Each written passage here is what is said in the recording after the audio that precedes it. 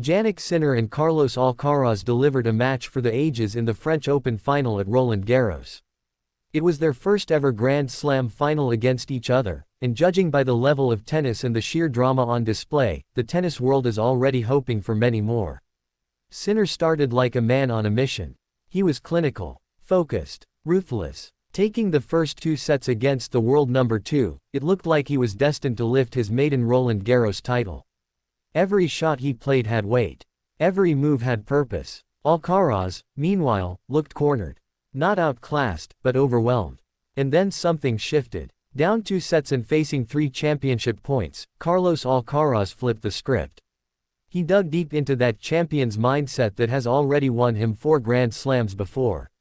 With his back against the wall, he found his best tennis. He clawed back, point by point, set by set. And suddenly, the momentum had changed. The Court Philippe Chatrier crowd felt it. The energy was electric. It wasn't just a tennis match anymore, it was a psychological and physical war. Alcaraz fed off the tension. He chased every ball like his life depended on it. He unleashed forehands down the line that looked scientifically impossible. Sinner, to his credit, fought all the way. But the tide had turned.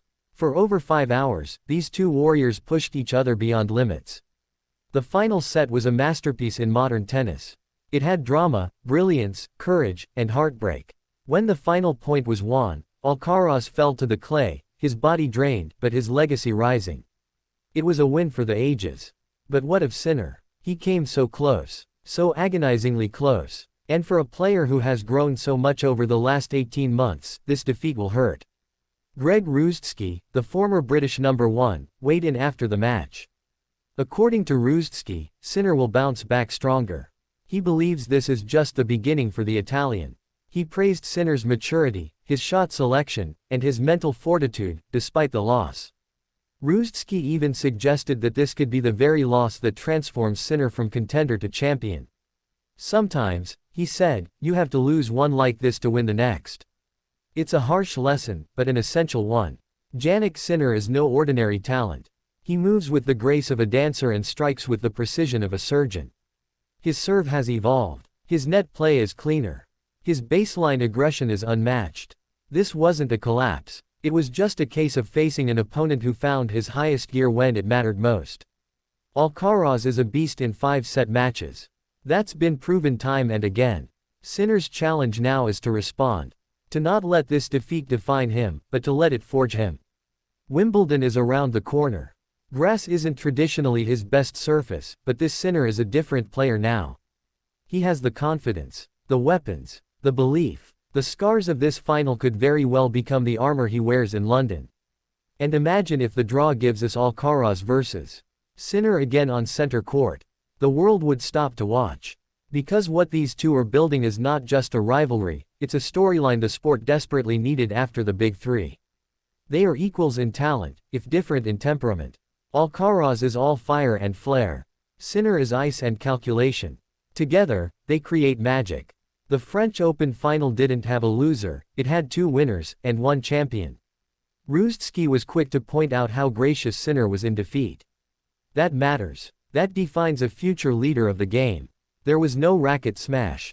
No excuses. Just respect. Respect for the opponent. Respect for the moment. Respect for the sport. Fans across the globe are still catching their breath from that final. Twitter exploded. TikTok couldn't stop looping those rallies. Legends of the game, from McEnroe to Becker, called it one of the best finals in recent memory. And Rusedski is right to believe that Sinner's time is coming. If anything, this loss could be the turning point.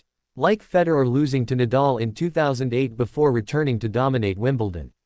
Like Djokovic falling to Wawrinka before rising to historic greatness. Every great has had a moment like this. Sinner's journey is far from over.